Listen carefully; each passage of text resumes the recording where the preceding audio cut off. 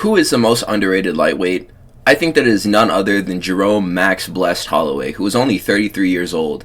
And even though he has more damage on him than a US naval battleship, I think that it's crazy how people are talking about one of the GOATs at 145 like he's just an assumed victim at 155. And this is because prior showings that he made at this weight class on short notice or whenever he wasn't fully adjusted to become a lightweight, I think that his rematch in the trilogy with Dustin Poirier for the third time is going to be a fight that's worth thinking twice about before you just say, oh yeah, Dustin won the first two fights pretty easily, so he's probably going to win this one. So let's talk about the different types of boxers that we often see in MMA to front load this conversation before I get into other points that I will make later on. MMA fighters usually fall into one of these three major categories in terms of boxing whenever it comes to our sport. They either possess one-shot knockout power, which is nice but isn't enough without technique unless you're fighting someone with huge defensive issues like a Marc-Andre Barriault or like a Bryce Mitchell. Meaningful combinations or like a Michael Johnson. The style of meaningful combinations, this still requires output to be effective if you're going to be a fighter who likes to select his shots and pick the right combinations. Low output fighters who pick their shots often lose decisions. High output fighters who pick their shots and have good punch selection often earn finishes later on in their fights. So we can see good examples of this in Leon Edwards. This is a guy who will watch a fighter win all 4 rounds and then pick the perfect shot to throw at the very end and either land it or not land it. But he's focused on technique and always looking perfect and making sure that he's throwing the right strike in the right moment. And he's always thinking about this. You can tell by just watching him fight instead of just letting his hands go. Justin Gaethje will throw meaningful combinations at a higher rate throughout rounds and will find finishes later on throughout a fight or early on by setting them up like the high kick that he did against Dustin Poirier. The final style that we're going to talk about is going to be lots of punches. This is usually paired with low power. These fighters end up beginning KO sequences on accident most of the time, or they end up getting countered and knocked out, or they win decisions regularly. A lot of these fighters, their offense is just meant to touch or to have big moments in these rounds so he can win them over his opponent and end up scoring decisions over them. Amongst these categories, we have hybrids of athletes who pair these different styles together to make their own. We have Michael Morales and Islam Makhachev, noted for one-shot KO power and meaningful combinations. These fighters don't really do much at the very beginning of fights. They're slow starters. They don't really come out with a strong jab or leg kick offense as they're just spamming it at least. They'll throw a few good solid ones just to put their opponent on notice. But whenever they do move in for that finish with the boxing, it's very meaningful. And they do have one-shot KO power to make sure that their opponents do not get up after they knock them down. These guys are also great finishers, but that's not a criteria of this list. Lots of punches plus meaningful combinations. This is a style that's used by many long-rangey kickboxers. We see Shavkat, Corey Sandhagen, and Yair Rodriguez all fighting this way. They're using their jab on the outside and their kicks on the outside to set up combinations on the inside. And it's very fun to watch, but these guys don't really possess exactly what you would call one-shot KO power. Mainly they're just chipping, but it looks a lot more strategic and angled than fighters who just throw a lot of punches. And even though a lot of them do end up scoring decisions, so this creates opportunities for their fights to be stopped in different ways, like cuts opening on their opponents' faces. And once they've overwhelmed their opponents, this opens up the opportunity for them to be unorthodox and they can throw a wheel kick or something crazy and actually land it. So this is a very good style as well. But the thing that's worth noting is that the superior style of all fighters is going to be merging all three of them. And there's very few athletes, very many actually I can think of. They're all at the tops of the divisions. And they throw lots of punches, they're meaningful combinations, and they have one-shot KO power. Dustin Poirier is an example of a fighter like this, and so is Ilia Topuria. It's kind of like rock, paper, scissors, where some styles beat other ones. If you're going to be a specialist in one of the three styles, instead of just making a hybrid, lots of punches is probably going to be the best one, since you're drowning out the other two styles' opportunities to act. And that's the reason why Max Holloway is so successful, is because his cardio is good enough to carry the output that he needs to completely shut out fighters. It's only the people who can do all three of the things that I'm mentioning right now who are able to rival his skill set just because they're matching his output and also throwing meaningful combinations with one-shot KO power behind all of it. There's like a matrix that's created where Max Holloway is kind of only doing one thing, and then there's kind of two other things that are happening here that other fighters that he's losing to are doing. Even Volkanovski, he doesn't have KO power, but he's efficient enough in lots of punches plus meaningful combos to the point where it makes Max Holloway question himself in the striking. The threat of getting knocked out diffuses most people from an offensive perspective, but whenever you're stringing together 4, 5, 6 punch combos and all of the shots have the potential to knock you out or knock you down, then things get tricky for everybody. Max Holloway is not a special fighter for the fact that he struggles with guys who are in the bottom right corner of the screen. Everyone has a hard time with these fighters. But as we talk about how he matches up with lightweight, and especially his upcoming matchup with Dustin Poirier, it's very important to remember this graphic moving into the fight week. I had convinced myself that it was over for Max when he was scheduled to fight Justin Gaethje. Max Holloway came off of a couple of good wins over Arnold Allen and Chang Sung Jung, and I was like, cool, you bounced back nice from that third loss to Volkanovski. What will you do now? Will you keep on grinding out this division and just beating contenders that Volkanovski needs to fight? And his answer was no, he wasn't going to do that. And it was really kind of an important decision for him to make to go up to lightweight. In my mind, I viewed Holloway as a pillow puncher ever since the Calvin Kattar fight, and I couldn't fathom the idea of him hurting Justin Gaethje in their fight, let alone knocking him out. And he did a whole lot of that. We've seen the way that Max Holloway has enough skill to use strikes that aren't hooks or overhands to generate the power that he needs to change the course of fights. He's always throwing, whether he jumps or not, there's always spinning back kicks being thrown in his fights. If you look up Max Holloway versus and then go to images, you're going to find a photo of him throwing a spinning back kick at whatever the opponent that you Googled was.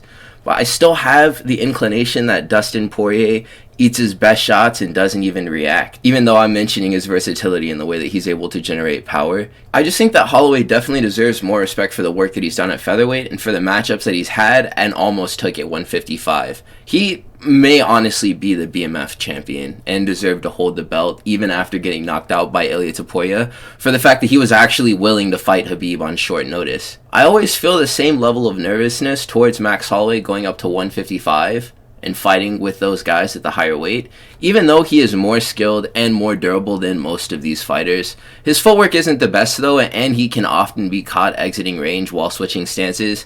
After reviewing a lot of his fights, this is mostly how he's getting tagged, is he's fading straight back and he's changing stances. And that's whenever they lunge in with the straight and they tag his chin. If we're speaking by the stat book, Max Holloway is probably a top 15 fighter of all time, and I still felt genuine fear for him in the build-up of the Gaethje fight. I was like, man, Max Holloway is going to get crushed and thrown into the wind here. I'd assume that Gaethje would have the advantages over Max in terms of frame, power, and even speed, just because Justin does telegraph his punches, but whenever he does let his hands go, point A to point B is so fast. And he's proven this time and time again in the weight class, that he's a hard puncher and that his shots come fast whenever he's calculating them and timing them and setting them up. This fight helped me contextualize the power and size of Max Holloway as a lightweight, a true lightweight, instead of only being able to imagine him at featherweight. Max looks humongous at this weight whenever he does it properly.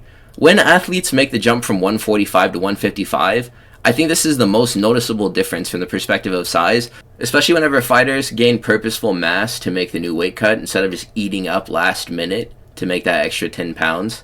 This is the most noticeable jump, I feel like, from 145 to 155, other than, of course, 205 to heavyweight, which it's like 60 pounds that you're given the flexibility of there, so of course you're going to look a bit more blown up. You're not cutting any weight. Myron Santos versus Sadiq Youssef was a lightweight fight between two ex-featherweights, and they both look like they ate the versions of themselves that competed at the lower weight class. That's a picture of Myron Santos on the left side at featherweight and on the right side at 155. You can even see just at the broadness of the shoulders. They're pretty much in the same position, these photos.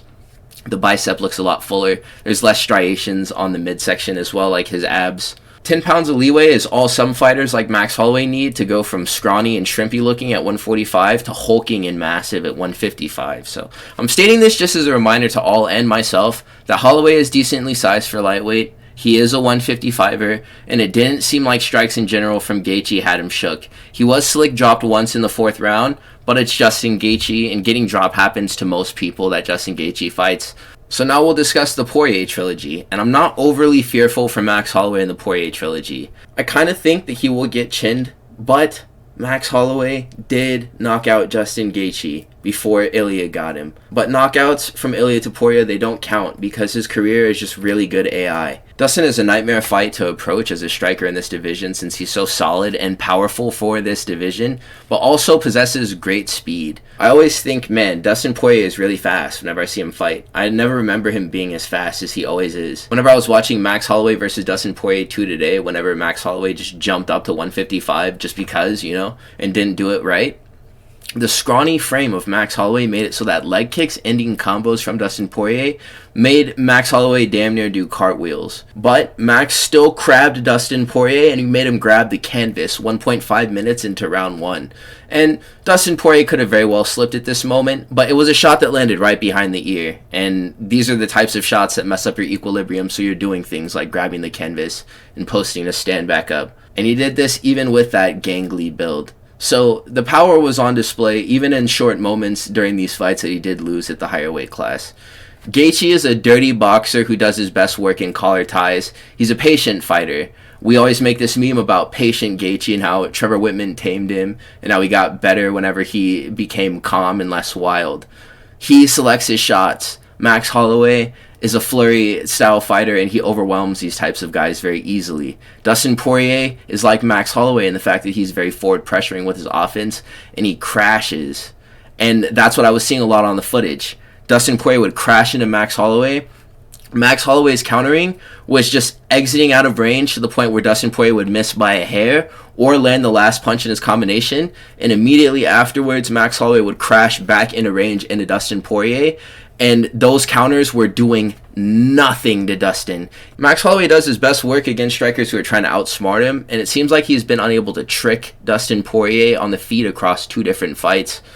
In the first fight, Dustin Poirier had a lot more of a grapple-heavy game plan, so that is something notable. He's demonstrated in the past that he can wrestle Max Holloway, so this is an option that he'll have in this fight, I believe. DP is also stronger than he is, and that's why this matchup always favors Dustin Poirier. And even though this is true, and Max Holloway was getting hoisted up in the air and dumped on his head like Leon Edwards against Bilal Muhammad in their first fight, and he was eating some of Dustin's nastiest shots off of him too across these bouts, Max Holloway is very good at not getting knocked out by Dustin Poirier. It's like Dustin strikes at the same rhythm that Max Holloway normally moves his head to defend punches. It's like whether he's fighting anyone, he would just be dodging at the same rhythm that Dustin Poirier is throwing shots. So he's perfectly slipping a lot of these punches and rolling with most of the shots that do land. But the lack of power was also on display throughout these fights, especially the second one, which I feel like is the most important one since both of them were featherweights in the first.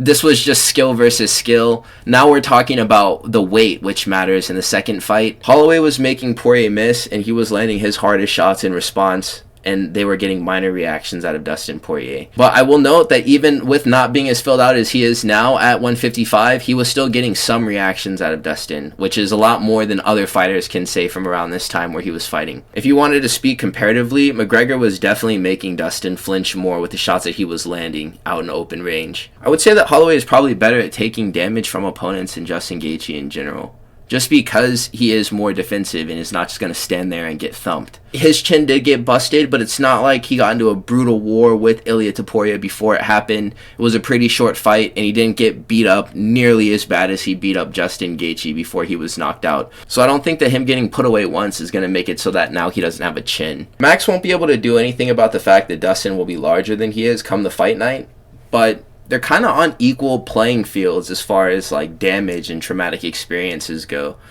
Max Holloway has just been knocked out in the cage, but Dustin has also fought 8 times to Max Holloway's 10 fights since their last meeting.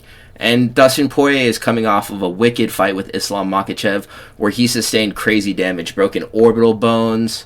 He had a partially torn ACL and a broken rib, I think. So like this shit is the reason why he's retiring, man. He's been through it. My thing is that if Max Holloway's legacy is that he lost to both Volk and Dustin Poirier 3 times, he's kind of cooked, man. Especially if he gets finished in this fight. That UFC 300 aura over the Gaethje finish, it won't save him because other people have finished Gaethje. So this is actually a very important fight for him. So let's break it down. Standout qualities for Max Holloway at 155. We're going to have infinite cardio. This was something that was consistent at featherweight. Win or lose, if he keeps fighting at 155, these are going to be advantages that he's going to have over the rest of the division. So he has great durability. That is something that I will still make note of, even though he's just been knocked out. He's insanely athletic. A lot of different strikes that he throws, many lightweights just can't do it, like cartwheel kicks and the jumping, spinning back kicks. A lot of people just can't do these things. He has above average vision for reading striking setups, especially with boxing combos, and that's why I'm saying that he's defending a lot of these shots and he's not getting hit clean with a lot of them, because he's seeing them and the setups that are leading to these shots, most of them. Again, Ilia Poirier, it's just AI, you guys. He will use kicks, and that's an advantage that he has over the lightweight division, and Dustin Poirier potentially, now that he's torn his ACL. Maybe it is other underlying injuries that we've seen out of other fighters that are preventing them from throwing leg kicks, but Justin Gaethje doesn't really utilize kicks that much anymore. Rafael Fiziev doesn't do this. Edson Barbosa hasn't thrown a leg kick in 8 years. And Max Holloway will do it. This goes hand in hand with his volume offense, which is his greatest asset. He's going to put a lot of punches on Dustin Poirier, and he's going to try the offense. He's going to try to cut angles, and he's going to be stringing together long combos. In a Max Holloway fight, it's like a kung fu movie. They're throwing at least minimum 500 strikes between the two different fighters. Max Holloway is getting hit by only about 2 of these strikes flush, but it's just whenever he does get hit, they're big moments because he's fighting very powerful guys. Other times he gets hit clean and he just eats it. So this goes back to his durability. Max Holloway is a very complete fighter. Dustin Poirier is going to have the advantage of being physically stronger than Max Holloway and most other lightweights. The path to victory for him is just coming out and wrestling Max Holloway. If that's what Dustin Poirier chose, I'm not sure if Max Holloway could do anything about this. He has a very nice shell guard and a good chin, and it worked for him in the past against Max Holloway. He was able to absorb a lot of Max Holloway's strikes without defending. Whenever he was throwing up that guard to defend, it was working for stuffing a lot of the offense that was coming at him. He has great head movement inside, and he's usually throwing strikes off of his head movement. Dustin Poirier, and it's with lunges. He's kind of like the OG Dricus du Plessis, man. It's only really whenever he's tired that he'll start to open up and look like Dricus, whenever he's like doing the running man lunges and the Superman punches just with his feet on the ground. This type of style with blitzing using lunging strikes, it forces opponents to retreat, and most don't angle off, so they're just getting hit a bunch of times.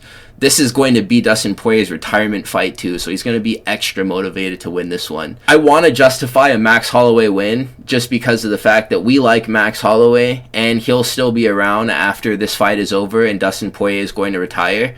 But I think that I'm going to call a Dustin Poirier 49-46 unanimous decision. I'm not sure if anything can stop the round 3 gilly that Dustin Poirier is going to jump on Max Holloway and finish to secure his legacy in the UFC.